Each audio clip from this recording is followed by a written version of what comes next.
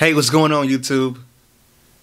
This is your certified life and relationship coach, Coach Court. And in today's video, we're going to talk about when it's time to stop being dismissed.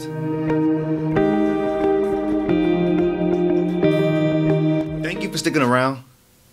If this is your first time viewing me, do me a favor and subscribe to the channel by clicking that subscribe button and ringing that little bell so you're notified for the newest content. Before I get into the content, if you want my help personally, reach out to me on my website at www.fruitfulseeds.com and leave me an email no longer than 2 to 3 paragraphs long, no longer than 500 words, as it makes it really difficult to respond to long emails. And please be patient. I have to focus on my paying clients first, but I will get around to your email. Thank you.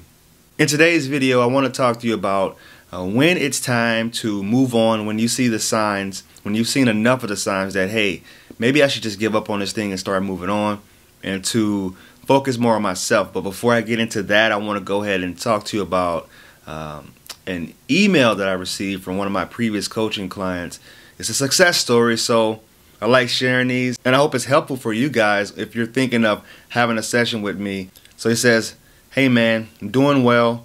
Read a ton more on FAs after our session. You helped me so much. She has proactively reached out several times since we've talked. I also reply with a short response, never open-ended, but I never initiate anything. I've dipped off of social media for a bit too. Today she told me she missed me. That's a first since the breakup and on schedule. Not sure where things will go from here because you helped me regain some of my power and sense of self back, but I'll keep myself open to all possibilities as they come.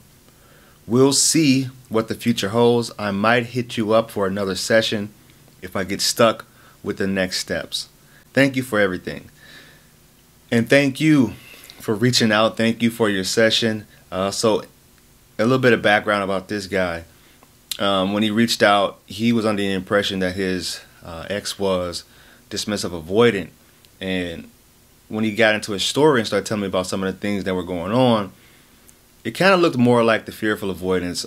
He has followed some of the guidelines that we spoke about as far as, or the plan that we put together as far as working on himself, when she would potentially reach out to him, when she'd start to kind of process what's going on with it, what she's got going on inside, because that's what it's all about.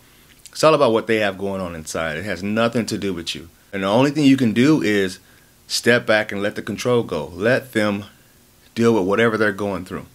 On to today's topic. A sign that it's time to let go the person that you're chasing, if they're a dismissive avoidant, is if your mental health is slipping.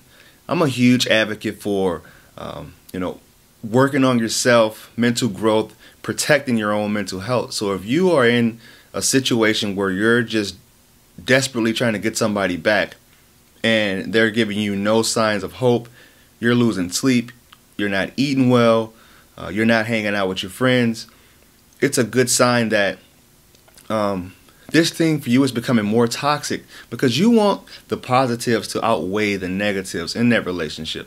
It's no different after the breakup.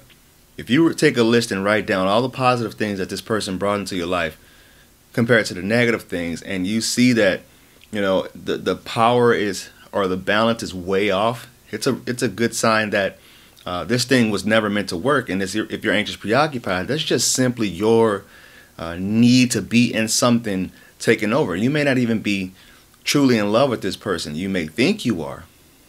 I had a guy reach out to me, and he was talking about his ex was kind of breadcrumbing him, and from what he found out, she came back later on down the line, and it kind of looked like monkey branching to me from what I saw. And he was just really struggling. And if you're really struggling mentally, if you can't, get yourself centered, it's time for you to move on and let that person go on their journey on their own. Like, you need to take your own mental health into account and be able to realize that, you are teaching people how to treat you. You got to be a good negotiator for yourself. And if you're negotiating simple little breadcrumbs of little morsels of affection and attention, then they're not going to feel the need to give you anything more than that. Another sign that you should potentially move on is if you've been blocked from all social medias. That means they don't want to see you, they don't want to talk to you.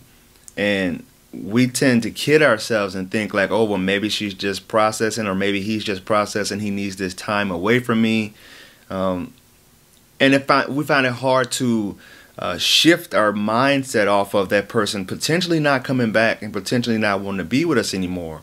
So when they block you, it's time for you to really start your grieving and your healing process right then and there. Another one would be if it was a messy ending, if things was explosive in the end, people were getting cursed out, there were some bridges being burned. I think it's time for you to just really take a step back and just see it for what it is. It was unhealthy and it was toxic. So you need to shift your mindset more towards the moving on phase, more towards what my life would be like without this person.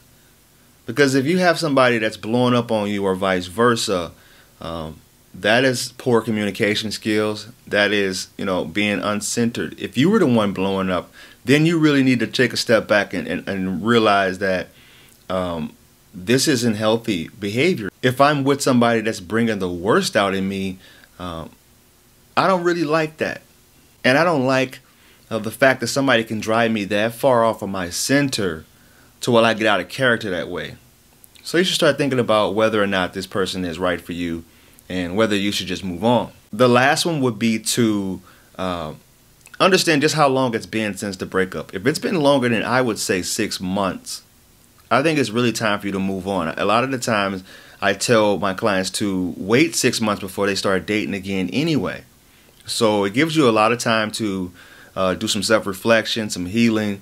But if you're so fixated on them and it's been 6 months, at least 6 months, then chances are they have probably processed the breakup.